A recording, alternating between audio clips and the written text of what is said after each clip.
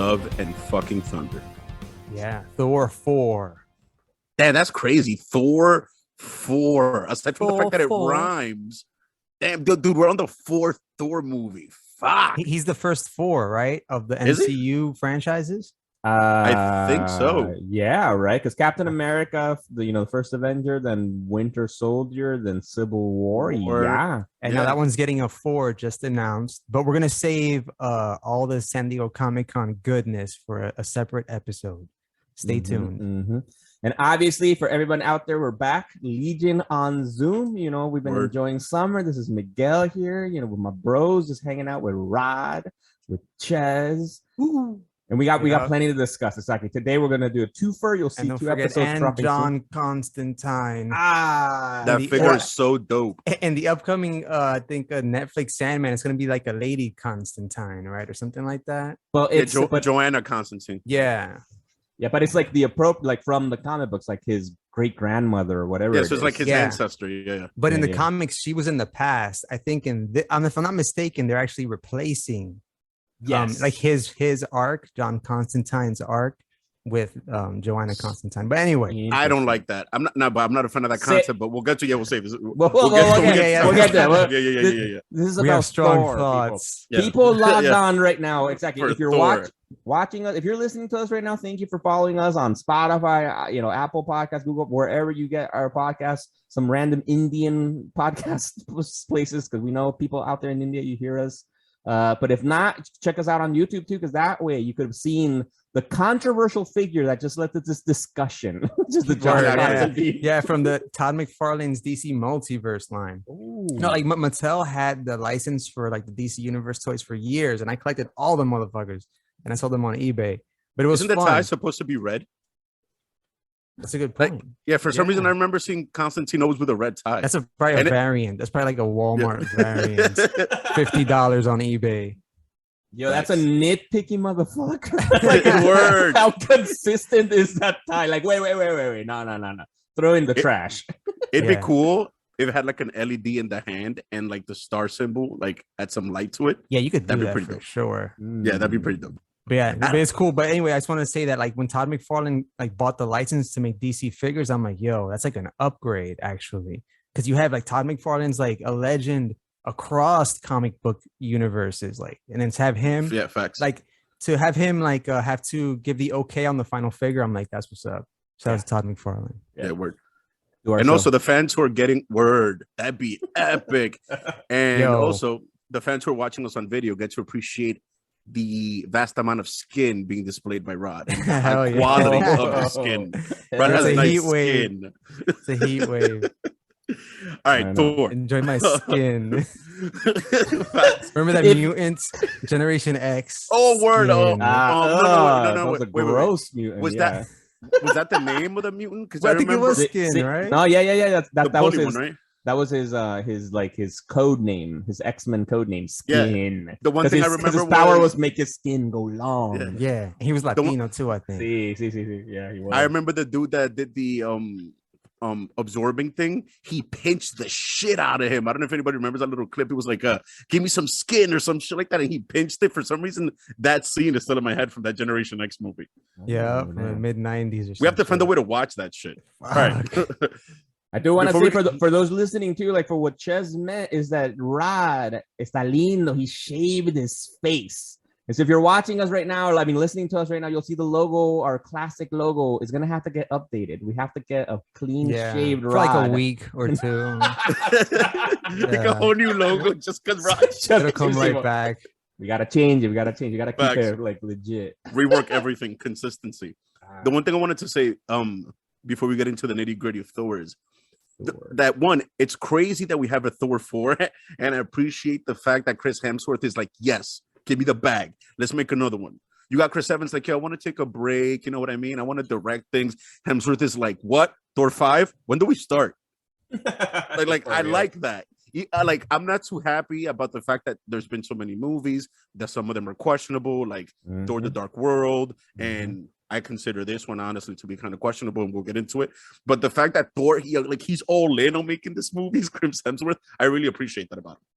Yo, and it's crazy to think too, right? Like it's a crazy times we're in, right? Like growing up as comic book fans, right? That we barely had content because, right? You said we had 4 Thor movies, but we've had 6 Thor appearances, right? Like because we've had those 4 movies. No, what fucking 7? Oh no, 4. We've had 8 Thor appearances in movies because the all the Avengers films. Yeah, right. And at least one post credits that I can think of right now, the Doctor Strange one, where he has the never ending ale. Speaking of never ending ale, I see you took a sip of something, Miguel. Yes, exactly. Oh, I am for today. The drink of the week. It'd be nice to fucking be doing this again, especially with the heat wave right now. I'm enjoying some Brugal ron, mira. Damn. Acá, para These los Dominicans, straight dominicanos up. aquí. Yeah, exactly. How come you don't have like that thing like that freezes the ice in the big ball? I had that. I had the big ass ball of ice, but because it's so fucking hot, it already melted. Oh damn! Shit. That's why. And the Dominican rum pairs very well with Mexican beer. I'm drinking fisting. Some Pacifico, clara, man. A huevo. That's the both cultures. I respect that. I mean, it's wild that you're drinking that much in like 95-degree heat, but I respect that. That's how you stay fresh, bro. That's how you do it. And also to hang out with my bros to discuss Thor, Love and Thunder. Let's do it, guys. All right, let's dive in. I was a fan. I like a satisfied customer. I paid a ticket for a Marvel adventure and I got my money's worth. I was smiling for like 90% of that movie, except, unfortunately, the Mighty Thor, which was a bit of a letdown. But they were asking a lot of Jane Foster on this one. True. I mean, let's dive in from the top or what? Rod and I saw it together. So being that I was disappointed, I had to like bask in his glow after the movie. You know what I mean? So I was like, damn, like it was meh. And I could see him smiling like ear to ear. Yeah. Like I could see the shock in his face that I was disappointed. And then my meh was confirmed when Miguel hit us up and told us that he also felt meh, which was a great relief because I wasn't the only one. I feel like after waiting this long, especially after Thor Ragnarok, is like, I don't know, like, okay, I think is that the storyline they try to take on, i.e., Gore the God Butcher. Does his arc have like a specific name, or you know what I mean? Like, or is it just like the God Butcher storyline or whatever? Well, it's. I think it has a few different arcs because it's basically the start of Jason Aaron's awesome epic Thor run, which was like what 8 years, right? And I think shout out. I think wait, it was 8 years long. No, well, not that story, but his run though. But his run on Thor, because he's the one that gave us Mighty Thor, Jane as Mighty Thor, and all that kind of stuff. Okay. Actually, I'm gonna take advantage of the plug. If you're interested and want to know a little bit more about that, we did talk with the Jason Aaron about this. So go to our YouTube page, go to our podcast, wherever you get your podcast, and just look up Legion on Zoom presents Jason Aaron for a deep dive into all his work. But no, in the comic books, Gore the God Butcher, that's kind of like one story. It's the God Bomb story, and I think there's another arc. It goes through a few different arcs. Okay. But it's a massive epic story, which is a separate story from then Jane becoming Thor, which that's a whole other story. And Taika Waititi here crammed those two together into one very, very disappointing movie for me. Oh damn! Yeah. Two berries. Oh Lord, yes. Wow. I'm worried, guys. I'm really worried, man. The last MCU movie we reviewed was Doctor Strange and the Multiverse of Madness. For that one, I wasn't that pleased. I had a lot of fun in the movie, but when I left it, I was like, also go check out our review for that movie. But I honestly like this one less, than Doctor Strange, because I didn't really enjoy it that much even doing it. I agree. I don't know. I agree. Like the point that I was gonna make was that I don't think that the God Bomb story lends itself at all to Taika Waititi's style of directing and story making. Like, he's a bit too playful for the epic dark shit he tried to take on, and then also cramming so much shit together. It's kind of like you try to spin too many plates, bro, and you try to tackle subject matter that wasn't up your alley. Yeah, like I want to see the Zack Snyder version, like a 300 kind of one. Honestly, where Zeus isn't like I don't know. A fucking clown. He's a Oh my joke. god! What the fuck was that, Suze? Russell Crowe? Come on. Jor-El? Yo, Come on. exactly. Jor-El Gladiator too. I was thinking, like, Maximus, what is Decimus it? Maximus That's- Decimus Meridius. There's something before that too. There's like before Maximus is some other shit. Damn, I don't even know. This man Infinitus Roman. Maximus. Infinitus. No, because that's, for instance, that's actually one of the things. The differences with Gore, right? Because Christian Bale, phenomenal actor, and him as Gore was okay. Like, I did believe, but I felt like he was in a different movie than what was actually happening around here. Like, I felt like Christian Bale brought it. Like, he brought the seriousness, the darkness. Like, I think he was really in his head, like, really believing like gods must die and I need to go out there. Because I think that's kind of the movie how it starts, right? With giving us our intro to Gore and how gods have let him down and how he gets confronted with the necro sword and kills a god. And he's like, all right, fucking now I'm all corrupted by it. In the comic books, that's not how it goes. In the comic books, it plays out a little bit more over time that Gore starts to not believe in gods. And it gets to the point actually where even his people turn his back on him for being like atheistic and saying all these blasphemous stuff. And well, not atheistic because he believes they exist. He just wants to fucking get rid of them. And so they even cast them out with it. So it was kind of more like, I don't know, deeper and kind of more resembling kind of like what real life stuff happens when you go against dogmatic followings. And then eventually the story builds up to him capturing the god of bombs, because there's a god of bombs, to make a bomb that would kill all gods across time and space. So like gods in the past and the future. And so then it involves Thors from different times to get involved and shit to stop him. And that's kind of like the story in and of it. And it is a dark story. It is really, because then the biggest thing from the Gore story is that it leads to Thor becoming unworthy, which then connects the James Foster story, because that's how he drops his hammer, because the doubts, like the things that Gore said to Thor about, like, gods are not worthy, they don't really, listen to the people, is what causes Thor to actually have doubts about it and then loses his worthiness. We don't get any of that. We just get a lot of jokes. We get a lot of jokes. Like, they crammed the whole Gore stories. The first, like, before the Marvel Studios credits roll, which was the most epic one out of all however many movies there are. That dueling electric guitar solo Marvel Studios opening just set me up for epicness. So yes, but I didn't go in there ready to compare it to Jason Aaron's work, because I know how epic and dark that can be, and I never got. I didn't really watch the trailers for this movie, so I didn't know too much what was happening. I actually didn't want to see the trailers. Oh shit. So Christian Bale's performance was a complete surprise. I didn't know it was gonna be like a creepy Quan Chi type of dude, or like a or like a necro god of war kind of Kratos kind of character. Well, like, I enjoyed the aesthetics of Bale. I wasn't that big a fan of the performance. It felt too jokery. I actually wanted him to seem a bit more stable psychologically, because the Gore in the comics, he's evil, but like, he seems all there. This one seemed like he had moments where, like, he would break, you know what I mean? And like, it felt like he was like white knuckling to reality, and like, you know what I mean, trying to hold it together. While like the other Gore in the and he was not the other Gore, the original because of the Gore, sword, right? He kind of like was losing himself to the sword over time and became more deranged, right? No, but that's the thing though. But I felt like it was a more steady thing, as like this one seemed crazy in the movie. The Gore in the comics, it just seemed like a natural evil progression. You get what I'm saying? Like, until he fucked up too much, and then he realized what he did.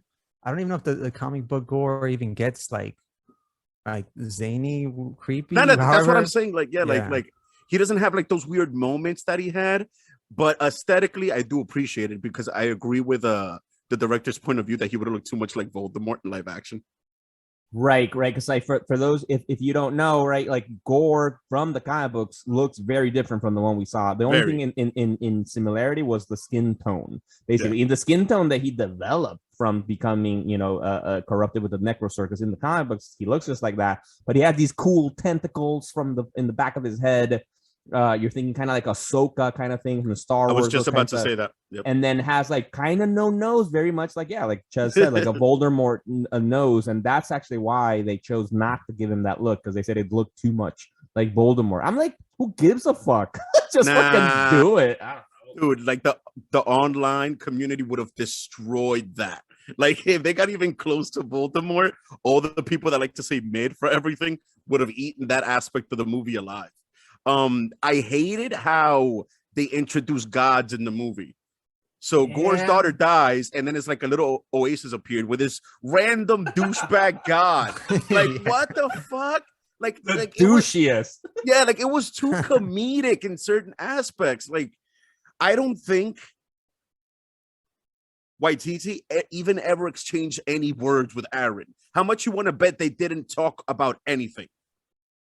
Considering the direction that shit went. He's listed as a consultant, Jason Aaron, for the movie, which I was very happy to see. But that's true. I don't know how much he was involved, because I think that for me was the biggest issue. It's not, I didn't want to compare it to Jason Thor's run, right? Because obviously I'll know they'll adapt it differently and all that kind of, not always. I don't want to be that guy like the book is better, right? Like, no, shut the fuck up, right? Like but in like, this case, bro, that shit was crazy. The comedy, man, like the darkest thing in the movie was just that intro, the beginning of Gore. That's it. And then after that, we get that scene of Thor like with his legs all doing the Van like Damme. Chuck Norris. Like Chuck Norris, Van Damme. I don't know, man. And also, that's one thing. Like, to me, this version of Thor, it felt like vapid, like it lacks substance or something. Like for some reason, the Thor from Ragnarok, like not that I could relate to him. What's that word? Like I felt like almost empathetic towards him. Like he had substance to his character.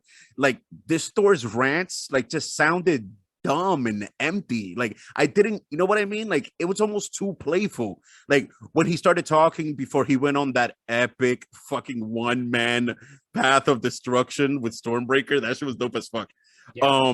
But then the speech he gave before that, it was like, yo, bro, this feels cringy. All right, Rod, so far, like at the intro, we're discussing this intro. You know, at this point, Ches and I, we've already like been like, what the fuck's going on here? Like the movie already started to lose me with the comedy, the ridiculous, and exactly what Ches said. Thor just came off as stupid. Rod, exactly. What was your thoughts? What track was playing in the intro was another. Welcome to the Jungle. Yeah. Oh my god, the soundtrack was amazing. The soundtrack was Guns N' Roses. Like, yeah, they had some more stuff too. Hence, amazing. No, yeah. No, I expected after Ragnarok, the director, Waititi, he kind of like showed us what he wants to do with Thor. It was very over the top. This one was like a direct sequel, in my opinion, to Ragnarok, minus Loki, who, you know, is okay. He's doing his own thing right now. He's got green light for season 2. But, you know, to me, Chris Hemsworth was able to hold the movie on his own. He didn't need Tom Hiddleston. And then we got some great supporting cast members. Not so much Jane Foster. I thought there was some darkness there with the cancer storyline. I was curious how Disney was going to approach that. And I thought they approached it well, right? Well enough. And I'm making parallels, I guess, with the Necro Sword and cancer and stuff like that. Although when the Mighty Thor, I don't know, man, that was, I liked it. I liked it visually. They kind of buffed her up. I don't know if that was CGI or a body double or something. But that was pretty cool. Visually, it was pretty cool. But I don't know. She tried to be a Marvel version. I mean, a Disney version of it. Because I didn't read too much of the Jason Aaron. And again, I don't want to compare too much. But I know she's much more serious, I guess, in the comic books. No, or maybe like, she's a doctor and all this. But this one, she was trying to be funny, like, oh, how do I come in, like slam? I'm like, stop. At least like people like Valkyrie, like she could be funny. I thought she was great in this movie as well. But I don't know, she dropped the ball. But other than that, like, you know, she looked cool. She made an epic statement at the end.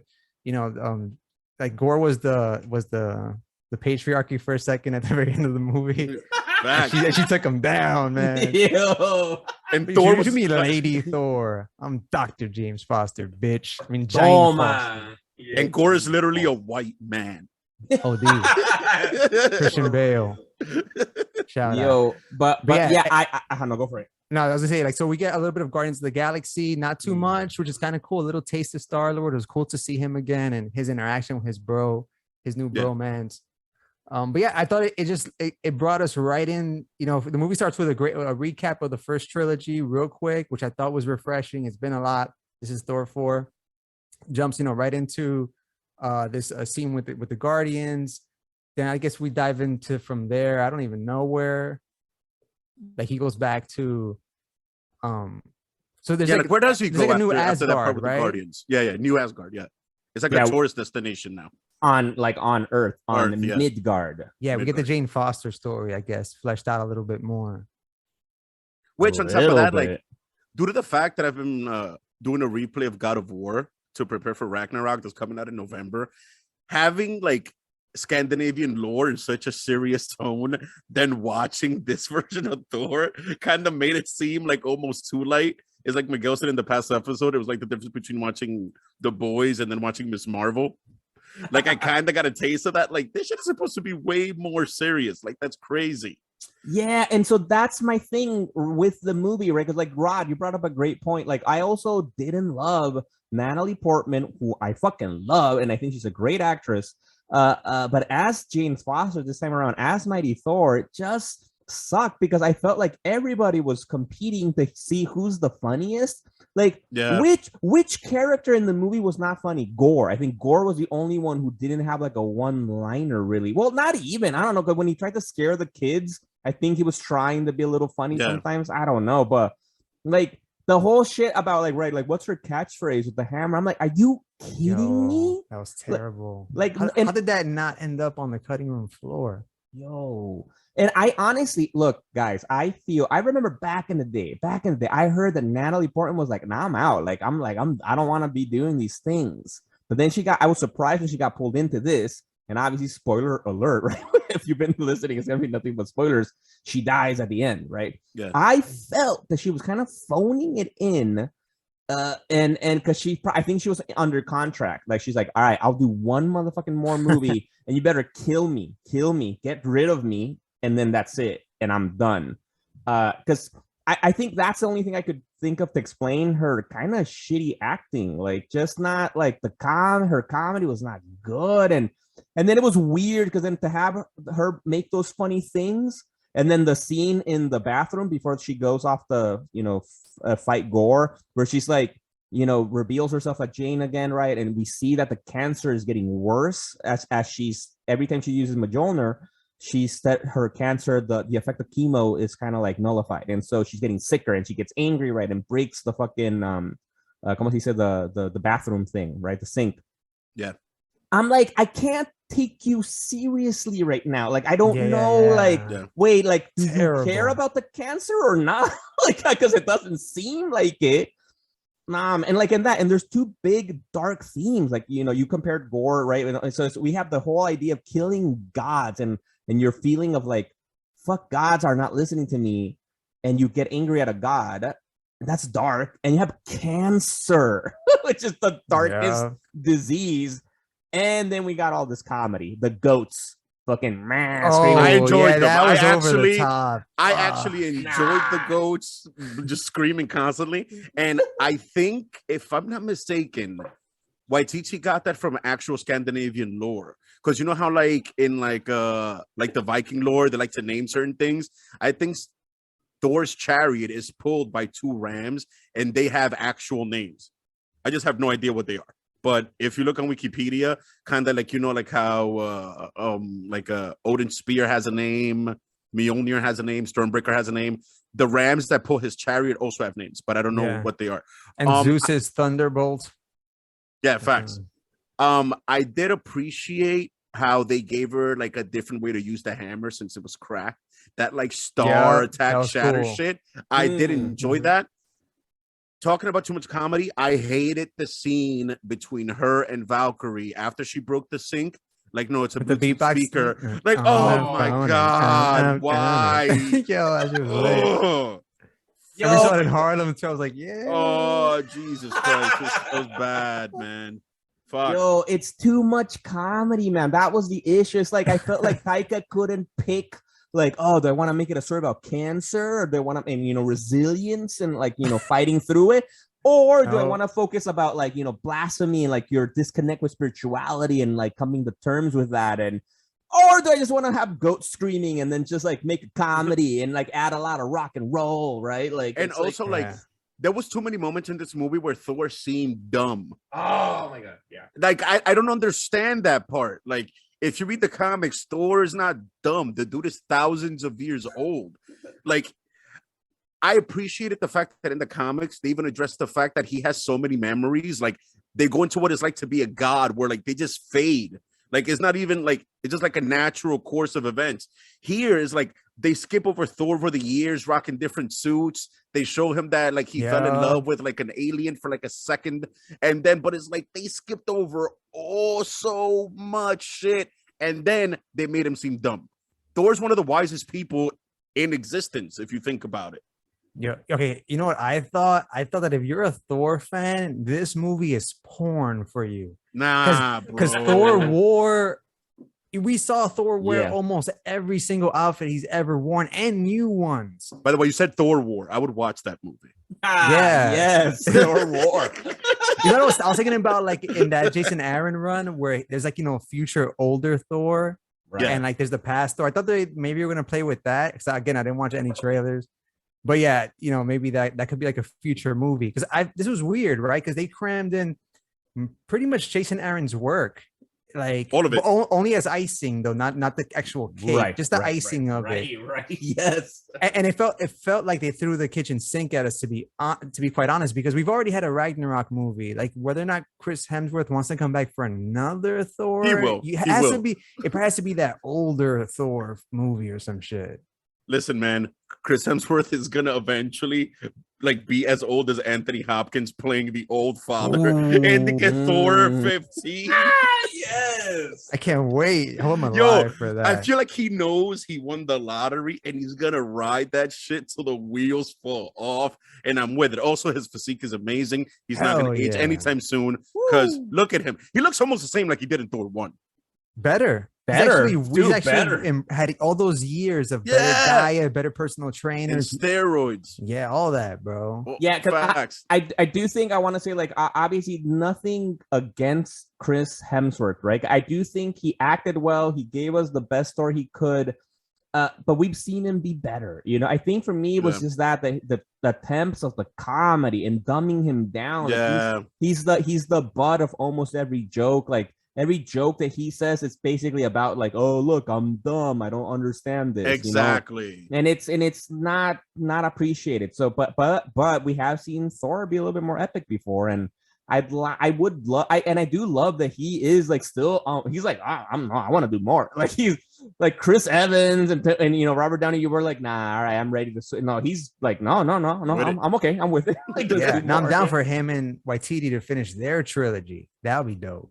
Also, I hated that whole thing about like Stormbreaker being like, I would say, overly sentient, where like it was jealous of him talking to Mjolnir. That was so fucking stupid. Like the weapon came in floating because it was jealous. Like, who the fuck you talking to? Like, oh my god, that was so cringy. And that's weird because, like, for instance, like this is happening when Gore is attacking the new Asgard, right, on fucking Earth, and it's like he's capturing fucking kids, right, which is also fucking dark, right? Like he's capturing kids, dude. It's all dark, and then we get our first look at mighty Thor, and like we have all that stuff, and it's kind of like intense battle scene, but then it's the comedy of Thor, like, oh, okay, how like like a rom-com when you see your former lover and you're like, oh, I'm doing great, and then you have the Stormbreaker thing, like the love triangle happening, and it's like, wait. What? Like, do I need to care about Gore taking kids, or do I not? Like, what's happening here? What is this? What am I watching? Oh, and Rod, the thing that was holding the kids, did it remind you of Crib from the Sinestro Corps? Yeah, I was gonna mention Crib. when you mention kidnapping kids. Like, there's no way Totally. that cage with legs was not stolen from the character Yeah, in DC, crib. and Marvel just wants Shout out. nobody to notice. That was straight up stolen. Wait, stop from what? What is this? There's a Yellow Lantern crib who has like a cage on its back. Yeah, that like things can go inside of, and she holds kids in there. But it's actually like her backstory is because her kids died and she's actually taking care of them in a weird way. I don't even know. Anyway, fuck. Thor Oh, yeah. 4. I want more Thor 4. I want the 4-hour Thor 4 featuring Zack Snyder. The Waititi cut. I need them to reshoot that whole omnipotent city shit. Like, as a person who loves his Greek mythology, fuck you, Kurt Russell. No, wait, was it Kurt Russell? No, it wasn't Kurt. What he did to you, man? Wait, was it Kurt Russell that Russell Crowe? My bad. Kurt Russell. Epic. I got my epic Ego, whatever they call Russell Crowe. Kurt Russell's ego. And Kurt Russell Crowe. Fuck. He's not manly. Fuck you, Russell Crowe. Yo, I hated him as Zeus. That Zeus was stupid, petty. Like, mind you, he was legit. He was legit the perfect casting as Zeus. And mind you, seeing his past roles, he could have played that Zeus just like Jor-El, like parallel to that, like temperament, and it would have been epic. I felt like he got fed this version of Zeus, and he was like, yo, like, I'm not even gonna argue. Like, you know what I mean? And mind you, in the comics, isn't everyone dead in Omnipotent City? There isn't this gathering of gods. They just go and find the librarian. No, what ends up happening, that's a great point. Yeah, because in the comic books, what happens is that all the gods from Omnipotent City, like, run away, and they're scared, and they hide because they know that Gore is hunting. So they're like, I'm not gonna go to where all the gods, like sitting ducks. And so they're like, fuck all this, I'm gonna go hide. And that's why they find when Thor goes to Omnipotent City in the comic books, it's empty. But yes, here we saw all the gods there, and basically seeing that all the gods are fucking chickens, right? They're all wusses, that they're like, oh, we're just gonna hide away here, which also I think would have been a good moment for Taika Waititi to show that is Gore right? Right? Like, is he right? Because like all the gods suck ass here right now, apparently. Even they actually showed a little of like a Mexican one, like from the Aztecs, like Quetzalcoatl was there, and it's like that looked kind of dope. But okay, yeah. Which brings me, thank you for mentioning that. Which brings me to my gripe: why can't we get Jesus in there? Like why? That's what I covered this. We've covered this. Well, like in private, but I have thoughts. With the guy from Passion of the Christ, Henry Cavill, I think his name was. What was his name? Henry Cavill. No, not Henry Cavill. Jim Cavill. I don't remember his name. But anyway, he should have been out there too. Mad epic. Actually, I think it should have been God, not Zeus. Yeah. Russell Crowe should have been God or Allah, whatever, either or. Yeah, Yahweh, whatever. Whatever. That's the thing. Toes here. Those deities, they can't touch them because they're political as fuck. If you go Allah, that's Muslim. God, that's all that like and Abrahamic, like Judeo-Christian shit. Right. And actually, there might be a reason for this, because in the comic books, in the proper 616, they've kind of hinted that Jesus isn't a god. That Jesus wasn't a god mutant, like Thor. No, that Jesus was a mutant. And that's all. Stop it. All right. Refer our listeners to this story. Yeah. It sounds interesting. It actually, they addressed it recently. Actually, so go follow us on @LegionOnZoom on Instagram and also Twitter, but mostly Instagram. And actually, there's a panel there posted, I don't know, a few months ago now, actually, where Exodus, one of the oldest mutants of ever, like he, back in the day with like almost apocalypse time, he made a comment about that. And so this came out in the current Immortal X-Men run. And I think they've mentioned it before, but recently, go read Immortal X-Men. It's a fucking fantastic book. There's like 5 issues out or some shit. And in issue 2 or 3 or something, that's when they bring they bring that up. The crazy part about trying to use Jesus, like, let's say if they would have put him in, it's like, one, they can't go his actual skin color because he was from the fucking desert. And there's people who actually get offended by a brown Jesus. Like, that concept alone, think about that for a second. There's people who get offended by the image of a brown Jesus. That's crazy. Jesus was Wakandan. basically. Imagine. And then if you go too white, like a Marco Antonio Solis for all my Spanish speaking people out there, it's like, no, that's not what Jesus looked like. So it's this weird thing where like his image is basically a trap. They could have used, instead of a Zeus, they could have used who's the actual like god of Marvel, like the one above all? Or is that DC? I'm bugging. No, there's the one above all in Marvel, but he's not. That's supposed to be Stan Lee, right? He's like... something else. No, but he's like something else. I don't remember what it was, but no, I think it's just like fucking eternity. I don't know. That's a good question. Eternity. Yeah. We've discussed eternity. Like, this is gonna be amazing when we finally get eternity in the MCU, and this movie snuck that in somehow. This movie packed in a lot. Oh, like it grabs you.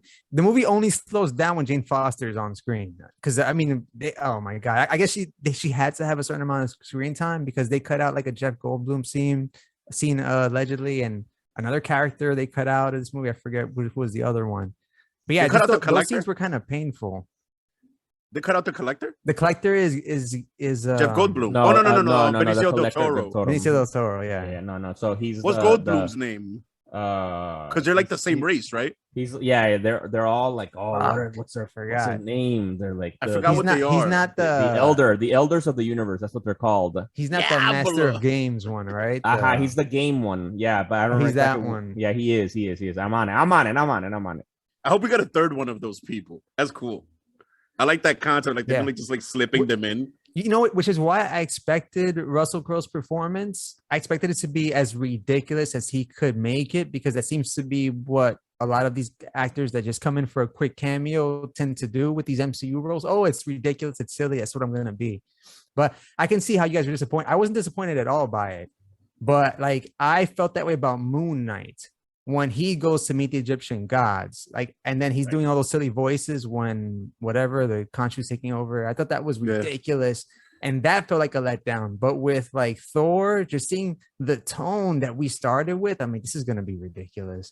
Like they're not gonna do Gore great, but we got a iteration of Gore that was very like Christian Bale. You know, he made it his own. I want to get your thoughts, but before we do that, I just wanted to say Grandmaster. That's Jeff Goldblum's okay, Grandmaster. But like, Rod, what did you think though in that scene on Omnipotent City? Like when we finally could see Russell Crowe as Zeus. Yeah. Were you still like 100% in on the movie?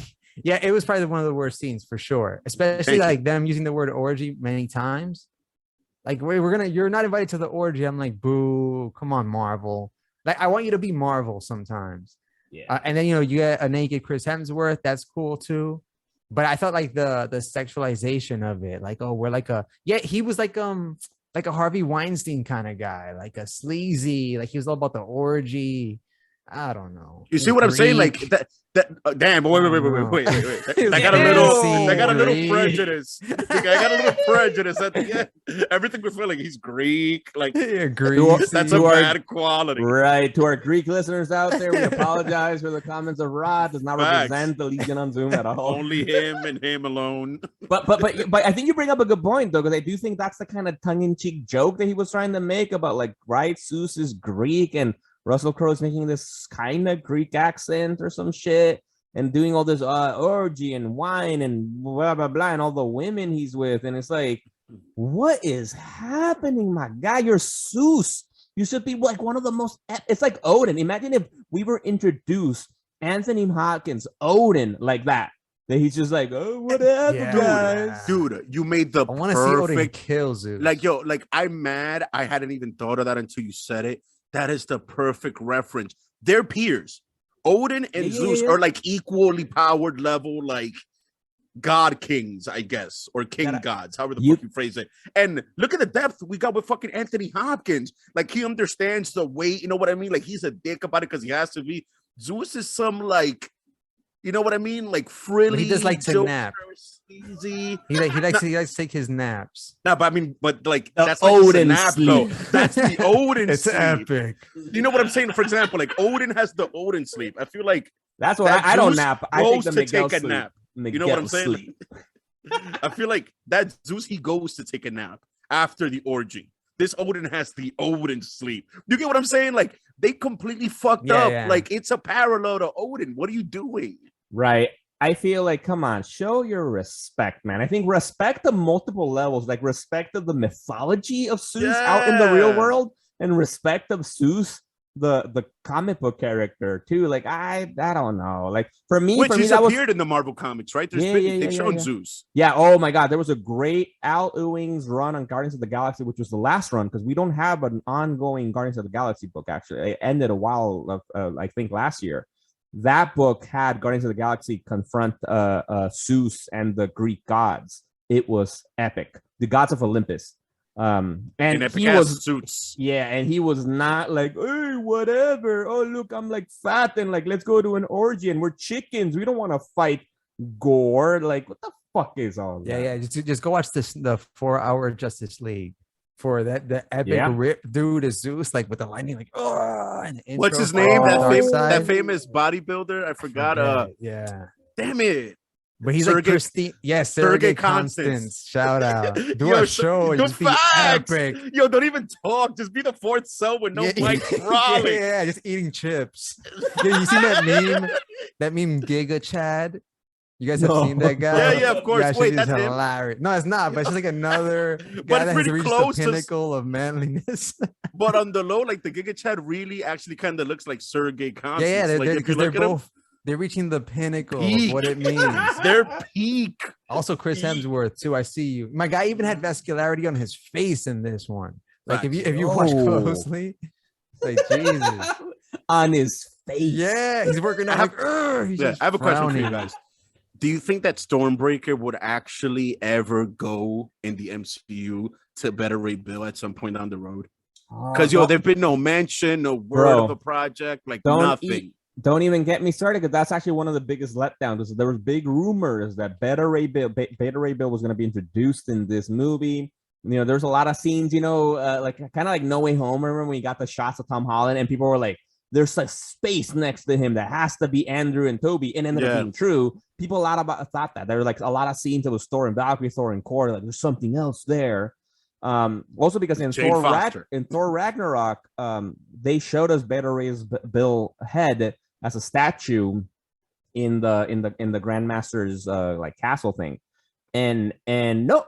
We didn't get any Beta Ray Bill here. So that would have been dope, because in the comic books, exactly, that's what he wields. He wields Stormbreaker because Odin sees how much of a badass he is, that he's fucking because he was worthy to carry Mjolnir, create Stormbreaker for him, and then he's like an epic kind of horse Thor god thing. Yeah, a better movie is just to swap out Jane Foster for Beta Ray Bill, and you have a whole new movie.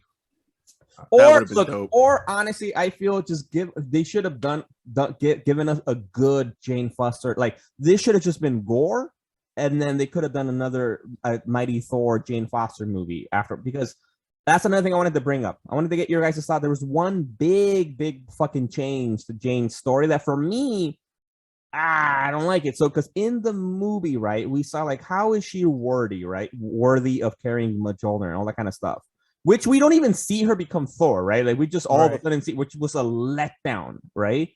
And we saw like what led to her becoming Thor, like the pieces started shaking, but we don't see New Asgard. Yeah, the transformation. Putting the suit on. We don't see the hammer like reassembling and spinning around epically like an anime. Yeah, like that's what I wanted. Yeah, that would have been dope. We didn't get any of that. But what we end up finding out, it's not really that she's worthy. It's that Thor basically told Mjolnir to just take care of her forever, and then that's it. That's what's happening. She's dying, and so Mjolnir's like, all right, I'm gonna protect you. That's a big fucking difference, right? Because it's like here, it's nothing to do with her worthiness or anything like that, or how epic she is as a person. And as a doctor, as a woman, all the things she's fucking, and actually going through cancer and all that kind of epic story that we got from Jason Aaron is more that Thor is protecting you. This is why you became Thor, right? And I'm like, because the white man allowed it. But she does deliver the final blow to the Necro sword. So she is like the ultimate hero, and she goes. Spoiler alert: she goes to Valhalla. Right. Oh, you know- word. you know what I was like that. I enjoyed that. You know what I do? Like the curveballs, because it was all comedic curveballs. Was when Lady Sif, who makes her grand reappearance, she hasn't been Oh around my since God. Dark World, I think. And she's there like dying on the field, and she's like, "Oh, fine, I can go to Valhalla." And Thor's like, "Nah, Nah, She's I there like without that. an Like the arm. logic behind it was a point. It's like Yeah. you survived the battle, so She just would nah. have laid there epically Damn, on I some would have been gore tight. shit with the sand." And also one big difference that they show Thor is still worthy because he picks up Mjolnir. He's like, okay, I was just checking. You know, like he was relieved. So like the whole thing about him being unworthy isn't even a thing. Yeah, it's not in part of this movie. Yo, He and- literally picked it up to check, and he was like, all right, I'm Yo. worthy. Like, what? And in the comic books, because that's a whole other story with oh my God, that's such a rich character development for him. Because he's unworthy for such a long time, and him dealing with it. It's just so fucking rich and juicy comic book. And Russell Dodderman, amazing and illustrations. It's just nah, man. Nah, I don't know. A lot of this movie just is not. I wasn't loving it, man. Oh, Not and another loving it. thing, we missed out on that whole interplay between Gore and his son. I hadn't even thought about that from shit. the comics, right? Yeah, from the comics, because like the son sees him getting progressively crazier and being like and turning basically into a mad god, and the son calls him out on shit. Like, you know what I mean? Like it was damn it, Psycho Waititi, damn you, man. Bro, I had a great time. From I don't know start to how. finish. I'm glad, bro. That's great, man. It was like No. it was like Doctor Strange. It showed me that maybe the MCU doesn't want to do so much like substance anymore, so much gravitas. They want to Yeah. give you like an explosion of MCU glitter and sprinkles. And Save I feel that for like the shows, I think. yeah, I'm actually not a big fan of the shows, but the last two movies, I got the spectacle that I wanted to get from these movies. Fair So enough. yeah, this one I definitely liked it. Nah, and some cool shit, man. I thought Eternity was cool, and then the Oh, forging yeah, that was dope. of That the was dope. God Seed, where I don't know, like somehow this other being was born in this moment who has the visual appearance of Gore's deceased daughter, but yet it's like the seed of eternity or something like that. And then Thor ends with like a lone wolf and cub. I want to see this next movie, first of all. So it ends with that, with Thor, and now this fucking epic addition to the MCU. We're getting a lot of very powerful characters. You're getting like America Chavez in Multiverse of Madness. We got the God Seed or whatever they're gonna call her in this one. For a second, I thought she was Jane Foster reincarnated on some epic, lore That would've been or wild. something really crazy, or like a daughter of them. But then at the end, spoiler alert, there's like two post credits. One is like we mentioned before, she goes to Valhalla where she finds Heimdall. So we get Idris Elba looking fabulous once more. Word. And we And get actually- Heimdall's son. That was pretty cool in this movie. Oh yeah, that was cool. That was cool to see kind of like the new Asgard, coming up, and because I guess they're gonna stay in Valhalla, I guess, and so they're not gonna come back because that's a big thing in the comic book. So they die and they kind of get resurrected and that kind of stuff. And I think two comments to that. One about the Valhalla thing with Jane Foster, because what's funny in the comic book that actually happened too. She did die from being Mighty Thor and from the cancer and goes to Valhalla. And apparently Odin is in Valhalla and he was like, "You're too epic. I'm gonna send you back." and resurrected her and made her become Valkyrie instead. Actually, so in the comic book, she's Valkyrie, like helping people traverse from life to death and that kind of stuff, which is fucking badass, man. I really fucking like that. It's always wild when you hear Odin showing some type of humility in any iteration. Yo, for real. Like, Yeah. I love the way they always show Odin, whether it's like Sandman, fucking the MCU. Anywhere you see Odin and he shows some humility is always kind of epic. It's like, damn, that means that the person that deserved it is obscenely epic. I have a question for you guys real quick. Well, how did you guys feel about Eternity when we saw it, they, them? I don't even know. Because like the one thing, like they opened the gate, but Eternity might be the chillest being of all time. Like he's just there, like just chilling. What did you guys think? I feel like it was almost a little bit of a, I guess, a steal, because what they did was they animated him, they created him, I think put him on the Eternity screen, takes and on then a that's it. feminine form in the MCU, if I'm not mistaken. Really? Right? Yeah, I think No, so. in the comic books, I don't know. Let me see. Because I know think Death so. is feminine, right? Because of Yes, like Death, Thanos, yeah. and Deadpool Court Death. Yeah. Exactly. I don't know. That's a good question. But eternity is also this like big, like actual eternity, no? Like everything is encompassed within eternity, and it's like I don't. Oh think yeah, they you're can right. really, No, it's not feminine. Yeah. yeah. It's I don't not. know. I don't think they can like have a one-on-one like that as they did in the movie. I thought it was okay. I was like, I'm like, I don't, didn't love it, Oh, didn't hate it. so you think it's Yeah. one of those things where it's like the voice of God type shit, where like eternity can't really speak to like humans type thing. You know what I mean? Like it's too epic. Like eternity itself, as they showed it on the screen, it was too epic for them to interact with it one on one. Yes. I don't know, Yeah. but Well, Gore interacts, right? And then Eternity gives him absolution, which which he didn't deserve, but I he was- gets. I wanted to get your guys' thoughts on that, right? Because obviously this is the other big thing at the end of the movie. Gore wins. Like Thor lost. Like, what did they do? They Gore so got across, the only thing they were able to do is have him change his wish, right? As opposed instead of the god bomb about killing gods across time and space, he was gonna ask Eternity to do it, right? And all he did was, all right, I'm gonna make my daughter come back to life. And it's like he won. Yeah. But think Christian about it Bale. though. I mean, but if you think about it, one, yes, it's Christian Bale, so he's gonna win. Two, think about it though. Batman. If Eternity saw it fit to grant him the wish, maybe not maybe. What if Gore wasn't wrong? Like you saw how the gods acted. What if Eternity, being beyond the gods, because that's a whole nother race of being. They're almost like the endless, or even beyond that. You know what I mean? Like they're like absolutes. Like what if Eternity, if it's capable of like even that level of thought of like right or wrong, you get what I'm saying, right? Like what if like it saw, yeah, gods ain't shit. Like you were actually doing the right thing. Yeah, I got it that it was like a minor act by like an omnipotent being to give an individual that reached eternity. So like, okay, you've come this far, right? Might as well. I can just make you see this thing, but then on top of that, actually manifesting a whole new addition to the MCU as another character. I thought that was pretty cool too. Because that's what's crazy. Like, what created the God Seed? That like was it Eternity's choice? Like to put a piece of that much power in a new being, and if so, cool, why? I feel like. You know what I'm saying? Like it felt almost too random for me. Like it should have been Way just his too daughter random. that came back, Why? not Like, just why? the God Right. Seed. Yeah, exactly. I felt the same. I'm like, he asked for his daughter to come back. Should have just been his daughter. Why is it one of the most powerful beings in all of existence now? Yeah, like why did that that was happen? weird. Like, Oh okay. yeah. It gets weird. Like was it his daughter? Was it eternity? Like Yeah. is that You know whole what I'm Jesus saying? and God thing, like the Holy Spirit? Like, are they all one and the same? Are they different?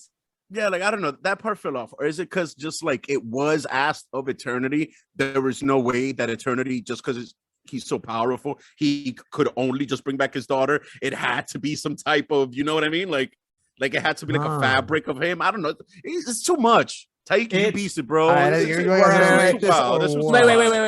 No. Before we go to the rate, though, we were talking about new characters, which apparently I was reading that this character is called Love. I think in the comic. I mean, in the it's called Love in that's how I've seen news sources and stuff like that calling. Yeah, I know. It's just like, all right, whatever.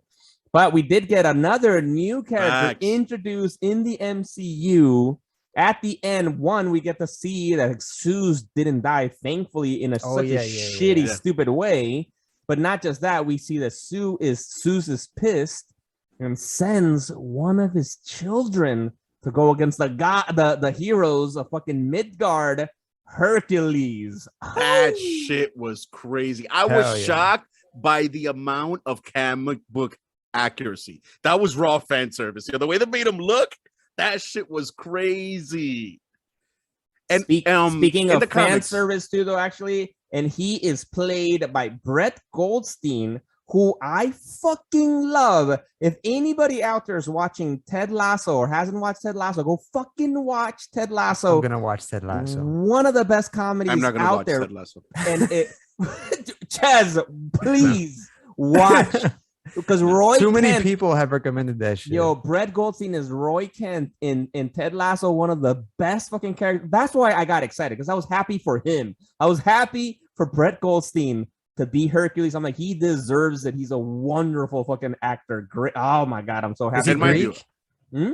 Is he Greek? No. Well, he's like British. Yeah. And mind you, I'm a fan of what's his name, Jason Sudeikis. Yeah. Sudeikis. Yeah, Sudeikis. Yeah, but like I'm not watching Ted Lasso. Isn't that shit like on Apple TV or something? Apple shit like TV. That? No. Yeah, I'm not fucking with that. I got access thanks to T-Mobile. Like they gave me like a free year subscription. So thank you, T-Mobile. Little come up. Yeah, bro. AT&T gave me HBO Max indefinitely. That's indefinitely. Shout out to AT&T Right. and HBO Max. Quick question though, in the comics, Hercules, like he teams up with like some other dude who dresses in blue. Who is that? That they like travel across time. That his belt is like has the buckle of like planet Earth. You guys who've seen him in the comics, you know who I'm talking about. That like it's Hercules and another dude. Are you thinking Uh-huh. Atlas? Yeah, Atlas. Are you thinking of the DC? Nah, are you thinking about DC Comics? No. Because I think they both go to fight Superman and Grant Morrison's All-Star Superman. Oh, okay, yeah, I think that's who I'm thinking about. Never Is mind. it Atlas and Hercules like around the whole set? Yeah. That they travel through time and shit. Never mind. Like, I actually enjoy that concept of Atlas and Hercules from DC. It's pretty dope. It's definitely DC. If I remember in the Marvel comics, he teams up a lot with Amadeus Cho, who's supposed to be, I think, the 5th smartest person in the comic books. And eventually the Hulk. And he eventually becomes a Hulk. Yeah, exactly. And so that's cool. Yeah. No, I was definitely thinking about the DC version, but yeah, this Hercules is fucking dope. I'm hyped. And I wonder how and where they're going to use him. I hope this isn't one of those like post-credit scenes where like, yeah, we showed it, then they never use it, you know, like, oh no, come on. When are we gonna see this Hercules again? I'm super hyped about that. That'd be a nasty tease. And when has that happened? When have we gotten a post-credit scenes that we don't see resolved? That'd be weird. Come on. That's some DC shit. DC would do that. Just because of the mess over there. Like. Yo, that's some Joe Manganiello as Deathstroke. Oh, exactly. Yo, that will forever. Yo, for me, that shit is a 45-second movie. Oh, I just opened the wound. I opened the wound. Shut up, man. Like, all right, let's rate this shit. What's good? Damn, you guys open a whole new... I'm ready. Yeah, guys, go. And I want you to rate without pain in your heart. 7.5. What is it? 7.5. 7.5. Damn, Ches was ready. All right, do you guys want to know what you guys rated for Multiverse of Madness? Yeah, it was an 8.5 for me. So you did 8.5 and Ches, you did an 8. Yeah. I'm giving this one an 8. Now you know what? You know what? Uh-huh. 7. Take me down half a point.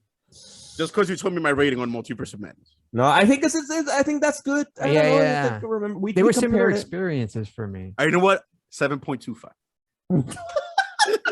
Okay. I feel like Guardians 3 is gonna be another like explosion of fanfare. Like you're just gonna get like the ultimate fucking James Gunn orgy of Marvel shit. And also while we're at it, let's just call it real quick because they have like very parallel, like directing styles. James Gunn is better than Taika Waititi. Like it's obvious. James Gunn is a better director. Yes. I feel like they're both, have the same music. Tell me more of Taika Waititi's films that I may or may not have seen. Like the only one I know, he did a movie called Jojo Rabbit, which is one of my favorite movies of all time. It's a really good fucking movie. It's actually Scarlett Johansson, and it's like actually it's about Hitler, right? Like actually that's a movie that's dark because it's about Hitler. It's about a kid growing up in Germany during Second World War II.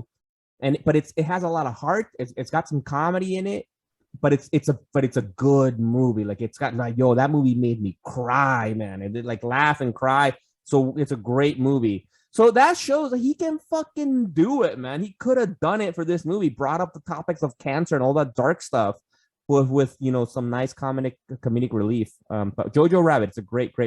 Honestly, one of my top favorite movies. It's so good.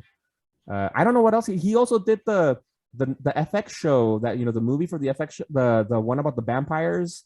There's a comedy. Like we only live Hotel in Transylvania. No. We only know what happens in the shadows. Or Yeah, some shit. exactly. Yeah, the one it's like a mockumentary about vampires living in, I think, in Australia or New Zealand or somewhere that they're Like, like, I've heard the name, but like that's about it though. yeah, but that's like a comedy. That's a different thing.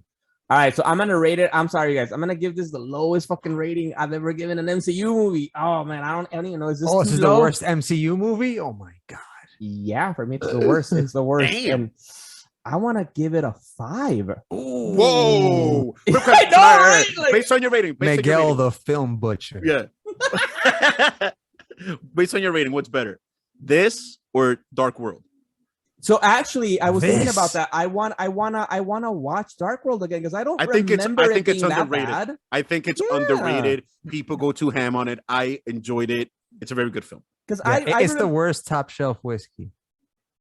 top shelf though. Yeah. This shit isn't top shelf though. This is not. No. This is just some like This is commercial, Ciroc. like They give- I don't know, fucking Jack They give Daniels. shots. No, this is like the honey Jack Daniels. You know, like the fucking. Oh, definitely. But it'll get you where you gotta go.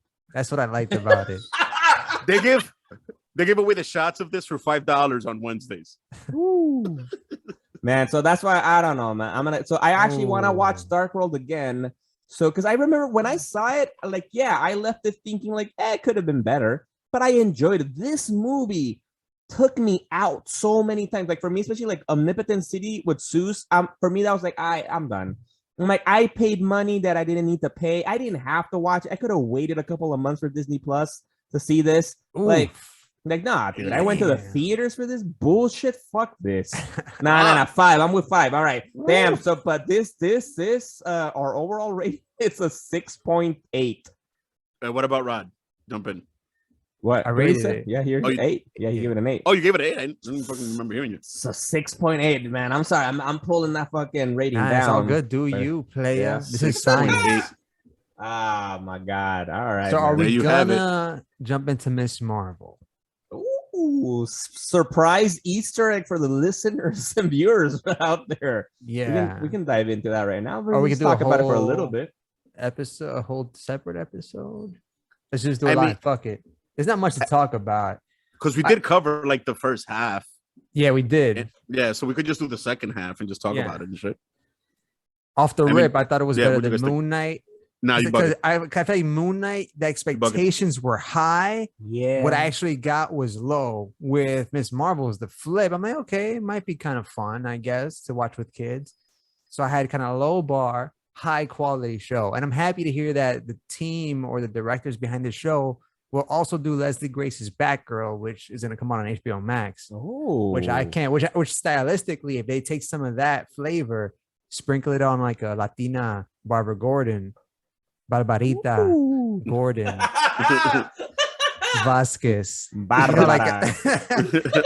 Yeah, Barbara Vasquez. So yes, I feel like much like I felt about previous Disney Plus MCU offerings, this one contributed little to the grander MCU, which is okay, you know, because we expect so much at this point from Kevin Feige, who should have been like in Zeus. It should have been Kevin Feige with a cap on. Like, all right, what you want from me? Yeah, He's facts. God. Yeah. So this movie, this show kind of like was like a generic adventure. I got, you know, it really captured that young hero, you know, Spider-Man Homecoming kind of vibe. Different, you know, flip side, you know, different culture, different protagonist. I thought they pulled it off really well. I was really happy to see her power manifestation. I like it in the comic books. I might like it even more here, where it's almost like Green Lantern-esque, where she's making these really cool looking constructs. Visually, acting, and characters were cool. I you know, it had like some cool comedy beats and the teen angst thing going for it. I liked it. The only thing I don't like is when they put like these characters like Miss Marvel. This is me nitpicking time. Same with Moon Knight. They show like fighting scenes where his life is in danger, right? Like he might get stabbed with a knife type shit. Maybe he will. You know, obviously we won't get Daredevil level shit. When you have characters throwing daggers and like those like bola trap things with spikes on it at the main character, yo, one slip and she's dead. One slip and any character in the show is dead. So I don't like to see them play with those things. Because, you know, we got The Boys where a character can just instantly die out of nowhere. And that's so fucking cool. And that's why that's the best show out right now. But with this, come on, she's catching knives. I'm like, oh God, come on, stop it. Dude, stopping bullets. That was kind of cool, I guess. The one thing that I will say is I don't think that this show was not better than Moon Knight, because at least with Moon Knight, for example, like Spectre has the experience to engage in those types of combat. You know what I mean? At least part of him is a mercenary who comes in, kills people. You know what I'm saying? Like it's more feasible. The shit with Ms. Marvel is like, really? This girl knew nothing. And I brought it up in the past when we talked about the show. How is she so defensively trained? You don't know how to dodge any of this shit. You don't know how to take any of these hits. You don't even know how to engage in violence, period. Like, and yet now, like, I don't appreciate how, like, it's weird. Even though throughout the show, yes, she's supposed to become way more competent with her powers. It's almost like I almost like how fast, to the point, like, you know, by the end, she could build the whole exoskeleton and know how to do all that shit. It was almost like too much. Also, the villains really sucked. Yeah. Because the people that were the Jinn, by the time that whole thing got resolved, fucking trash. The dude, what was his name? Not Kamar. What was the guy's name? Cameron. Cameron, yeah.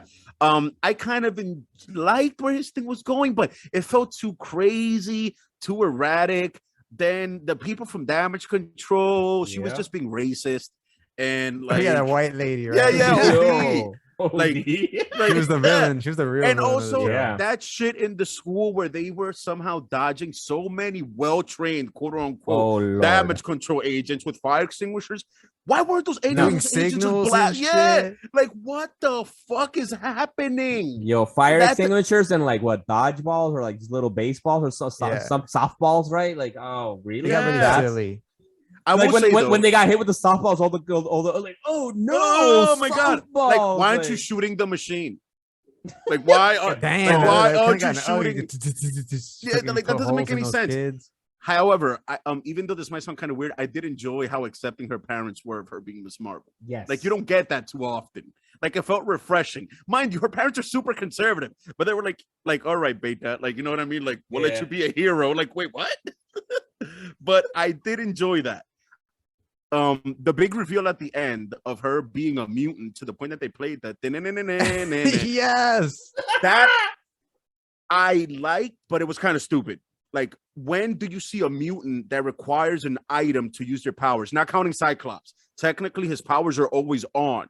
He just has to like use the visor, you know what I mean, like to be able to control the flow. But her, without those bracelets, she ain't shit. She can't access the Noor.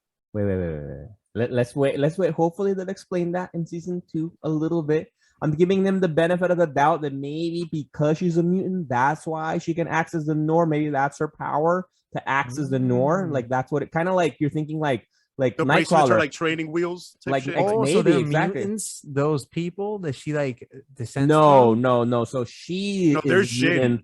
The Jinn or Jinn or something else. No, so at least not from what the way that describe. See what I'm saying? Like it's weird. Right. Exactly. We'll see. But I guess they can kind of, for instance, because Nightcrawler is in a similar way. Namor is in a similar way because Nightcrawler is like the son of Mystique, who's a mutant, and also like I think Azrael or Azazel, who's like not a mutant, who's like actually like a demon or something. I actually don't remember. And so that's why and Namor is like a mutant but he's also Atlantean. And so he's a mutant Atlantean. And so it's like, so I'm thinking that's what they're going to do with Miss Marvel. That she's like a hybrid. She's not fully human, but she's a mutant because of that still. So I'm with it. I'm like, okay. If it gets to the point that she doesn't need the bracelet, I'll take it. But like her having, like, you know what I'm saying? But her having to have the bracelet to use the power, the climactic moment of season 2. Anybody? Yeah. Her accessing it like it was in you all along. And of course, yes, her like her bestie who's in love with her on that Bruno Doug from 16 Candles shit. Yeah, Bruno. That kid is brilliant. Fucking discovering like genetic mutations and shit. No. Yo, in his bedroom and shit, like damn, with the microscope, real dude. The 3 lenses. He's discovering the mutant gene. Yeah. in his Jersey City blown up apartment. Like, oh, hey, by the way, it's like, yeah, no. That's I didn't too much, overthink man. any of that. I was just like, oh, they did it. And No, then when real quick, when her dad names her, you are a little Miss Marvel. However they say, my nipples got hard instantly. I'm like, loved it. That was so Loved it. cool. No, Yeah, yeah, so that was dope. They That was dope. nailed the landing on this show. I will say that because in the middle, when they were like in Karachi, where were they In go? Yeah, Pakistan. Karachi.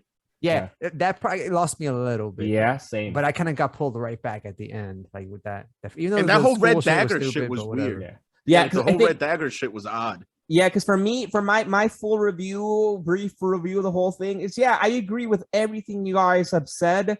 I don't know if it's better than Moon Knight. I think it's just as good as Moon Knight. Because the difference for me is that because I know Moon Knight a lot more, so that's why I think certain things annoyed me more. With Miss Marvel, I don't know her that well, so it's like, some stuff. It's like they were both like, all right, whatever. Yeah. But I do agree. I think they nailed the landing better with Miss Marvel than they did for Moon Knight. I think I was much more satisfied with the ending than they did. And I think one of the issues for me with Miss Marvel is they also had a lot going on. Because, like, for instance, like, we had the Jinn, right? So are they the villains? But we also had Damage Control. And even within Damage Control, it's like the main guy and then the woman.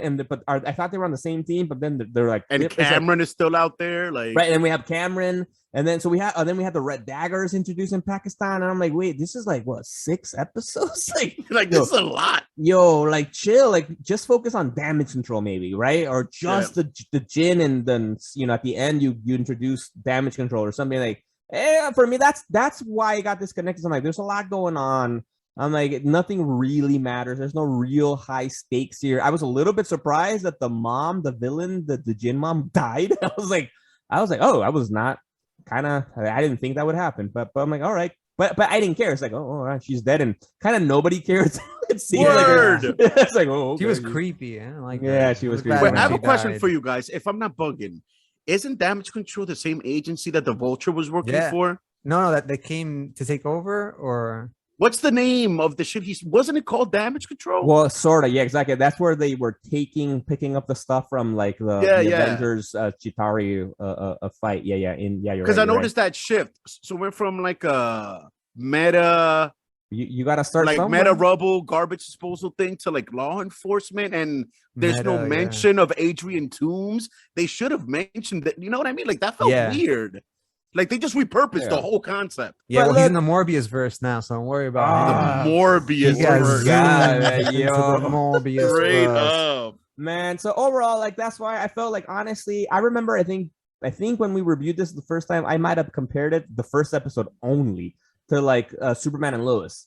I take that back. I spoke way too soon, but I do think if I'm gonna compare it to something CW-ish, because I think that's more the realm it was in, it would be the Stargirl. I think it kind of that is the parallel show. Yeah, exactly. I would have compared that shit to iZombie.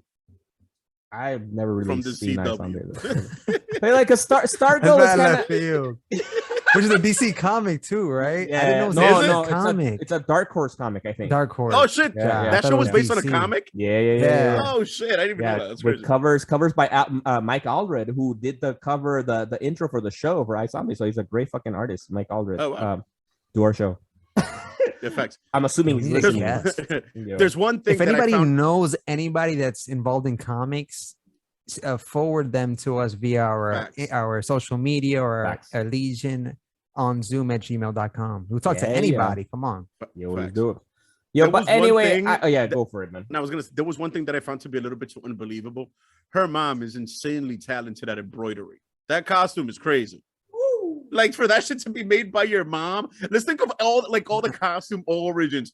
Thor Asgardian armor, Iron Man fucking $1 billion weapon. Fucking Hawkeye shit is supplied by SHIELD. So is Black Widow. Captain America supplied by the US government. Miss Marvel has her shit made by her mom, and it looks crazy. Yeah. Really like how they pulled it off. Leather. I like it. Damn. Man, they showed us that she's good at making stuff, with the Hulk kind of costume she made for her. You know what? Yeah, fair enough. And Babu or whatever the dad is called, Pakistani Abu. Nah. I liked it, man. It was fun. At the end, especially at the end, I was with it. I liked the idea. Oh, and a fun fact actually about her being a mutant. is that because in the comic books, we all know she's an Inhuman, right? Yeah. Oh, and not like from the Inhuman royalty. Like it's one of that big story where from Infinity, I think it was called, by Jonathan Hickman, where the Terrigen mist cloud covered the whole earth, and anybody who had Inhuman ancestry in them, they went through Terrigenesis and became an Inhuman fully, right? That's how it was. Apparently, Sana Amat and G. Willow Wilson, who are the creators of Miss Marvel, wanted her to be a mutant. Originally, the idea is that she was going to be a mutant, but because of politics at the time, because that's the time when Marvel didn't own the X-Men and they really just started to give them shit in the comic books and just started to kill them off and just do terrible things to them. They were like, nah. She can't be a mutant. You had to make her something else, an Inhuman. And so they're like, all right. And they wrote her in to become an Inhuman. And so I feel now, thanks to Kevin Feige and the MCU, they corrected this great error. Damn. Made her a mutant properly. That justifies it now. Fucking love it. And I'm you know what? After knowing that, fine. I'll take it. Yeah, no, That's honestly, a very interesting fact. Reading that the authors, the creators were like, no, we are totally okay with this. We wanted this originally. I'm like, wow, that's fucking dope. Okay. Take that. All the fans are gonna be like, well, she's not a mutant in the comic books. Like, shut the fuck up, man. It doesn't matter. Like, it's comic books. Facts. Yeah. Facts. And once again, this just spits in the face of a rant I went on in a previous episode where, yeah, I enjoyed the show, but so many people were just saying mid before it came out that it was like, what the fuck? Like it was beyond mid. But I guess like anything that's not like straight up a white man doing epic things before it drops, Tom it's Cruise. mid. Yeah, facts. Because before you had the comments for fucking Top Gun Maverick, I never saw someone say mid. So when it comes to like America and epic handsome white men, there's no such thing as mid. Whenever it's like another race, some shit, you know what I mean? Like it's mid. Like it's Yo, weird. I can't wait for the Washington Heights Dominican superhero Disney Plus show, and it has to be Power Man. For anybody that reads the comic books, that's I think one of the only like popular Dominican characters. Isn't Power Man Luke Cage? Nah, the new Power Man, mm-hmm. the new one. Wait, elaborate. So somebody inherited like the like, name. Yeah, like legacy character. I mean Power Man. Yeah, legacy character. Yeah. Oh, I'm shit. with it. He's That'd a be dope. Dominican character. Yo, and that we bring back Luke Cage, the actor, to train him. Oh, that'd be dope. Cameo. Oof. And then we gotta bless get him with him the back. That'd be dope. Oh God. All right, bro. Should we rate save Miss those Marvel? thoughts. What's up? Facts. Yeah, I'm ready. I'll give it an 8. Oh, wait. We didn't mention then the after credits, Oh, word. thing, right? Yeah. Then, all right, Chaz, you want to tell us what was that? Well, at the end, there's the after credits. She's like in bed just chilling, and then like the bangle, I've been calling it a bracelet this whole time. The bangle starts to like glow in a mysterious way, and then she gets slammed into her fucking closet, and we find out that she wasn't slammed, she got teleported, and we see Brie Olsen come out in what seems like to be a bit of a shitty costume. I wasn't gonna lie. What I say? Brie Olsen. Oh, Brie Olsen is the porn star, I think.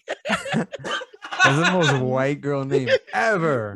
Brie Larson comes out. That's also a great cheese. Yeah, word. I fucked Yo, with shout out to Brie. Brie. Yeah, it's creamy and shit. It's dope. But then Brie Larson comes out of the closet in what seems to be like a shitty costume. For some reason, I don't know. Like, it didn't feel as epic as what we've seen her in before. Why did I get the complete opposite vibe? Yo, I don't know. The best she's ever looked in the MCU. I agree. I mean, you look cool. It looked like a sporty, like, okay, I'm gonna go out. I might fight crime, or I might just go to the mall. Like that's how she looks. She looks so good. I think she looked better in past appearances for some reason. I don't know. But anyway, there she goes like, oh no, as if she kind of knows that like this is really bad. You know what I mean? Yeah, like one was engaged in some shit that wouldn't happen. Because it was like a Freaky Friday kind of deal. No. I don't think it's a Freaky Friday because they got switched. They got teleported, right? Because I think her reaction is like she got teleported, And she just walked into a room of a stalker, pretty much, right? Because she's like some serial killer shit. But oh, with you, exactly. right? Like yeah, word. all the different comic book art of her, all the different photos of her that she's like, oh no. Like so she's probably thinking she got like some stalker teleported her into it, you know, and she's like, no. Which means that Kamala Khan got thrown into some crazy shit. Yo, some intergalactic Kree scroll shit. with fucking Nick got launched. Fury. Yo, which, you know, well then, you know, connects to like when our next episode, we're gonna talk about San Diego Comic-Con. The next movie, we're gonna see her in The Marvels, which is technically Captain Marvel's sequel movie, where Miss Marvel is Kamala Khan is in that movie. So I'm sure what happened here at the end is gonna be explored in the movie. Yes. Like whatever's happening to the Marvels that are getting teleported or some shit, it has to do with Let's that. save it. Let's dive in. We're And- gonna tie wait, into and- a lot of shit that got announced. Real quick, I want to Yeah. point out the obvious. She might be, I forgot the actress's name, like Iman, some shit, who plays Miss Bellani. Marvel. Mhm, Iman Iman Bellani. Youngest person in the MCU, I think, to get the bag, because I think she's younger than Tom Holland. Damn, not off the show, even though I'm sure she made guap off the show. That Marvel's movie, she's getting paid at least $1 million. At least. Because I'm pretty sure she didn't make like $1 million off the show. Like, we think that they get paid like in like 2, 3, you know, like $1 million per show. It's actually in the hundreds of thousands. Even like for movies. Like sometimes when they get cast, I don't think Hemsworth even made like $1 million for Thor 1. I think he made less than that. Now Feige is smart. He signs some multi-picture deals. Yeah, She's probably facts. locked in a long-term deal, you know, which is gonna be good for us. Yeah, She's but probably she's the gonna kill youngest a lot person. of money Yeah. over But- time for sure. But I She's will the youngest correct- person getting the bag. I don't know though. I don't know because our girl, Miss America Chavez, played by Xochitl Gomez, she's 16, bro. I was thinking about that. Oh, I was yeah, thinking about never America mind, Chavez. never mind. I was Iman draw- Bellani is 19 years old, and Xochitl Gomez is 16, bro. Nah, Yeah, I was she thinking made money. about her. Yo, she Yeah. started in a movie with Benedict Cumberbatch. Yeah, You know, yeah, she's fair like, enough, made fair money, dude. Yeah, you got that. And she is so next level. And Yeah. save it. Because she Say- started say- away say- from say- the say. shows. Let's started review. in the Let's movie. All right, let's read. Miss Bravo. All right, what's up? What did you say? I give it an Chris? 8. Oh wow. What did I give Moon Knight? Yeah, so you gave Moon Knight a 7, and Ches, you gave it a 7.5. Moon Knight. I give this a 7.5. 7.5. I'm gonna give it a 7. I gave Moon Knight a 7. I'm gonna give this. I don't know. I feel like I was just kind of like, I don't know. And mind you, oddly It's enough, the ended so hot. I feel Yeah, like that exactly. they fucking landed that ending so good that it makes me hyped for the next Marvel movie. Marvels. Yeah, exactly. And for me, Moon Knight was the other way around. I was hyped all the way through, and the ending Ended, sucked yeah. for me. And I was like, I never want to watch it again. and mind you, oddly I enough, hate that show. I gave Fuck. it a higher rating than Moon Knight, but I kind of enjoyed Moon Knight more. But I felt like this was better quality. It's weird. Because Like- we convince you, bro. That's why we do this. That's why we do these conversations. Me hearing you guys' stuff helps me either double down on my fucking review or Yeah, like word, change word. it a little bit Yeah. more, you know. Nah. So now this gives us the LoZ rates Miss Marvel a 7.5. Not bad. Yeah. Yeah, Same seems thing as about Moon right. Knight. Yeah. All right. Sounds about right. No, we gave Moon Knight a 7.2 technically. Yeah. 7. All right. Science. All right. Fucking all right. We gave people a special Miss Marvel review at Word, the end that's a of long Thor, man. one. Yo, enjoy it, everybody. Facts. Peace out, people. This is Rod signing out. This Ches, deuces. Luis Miguel.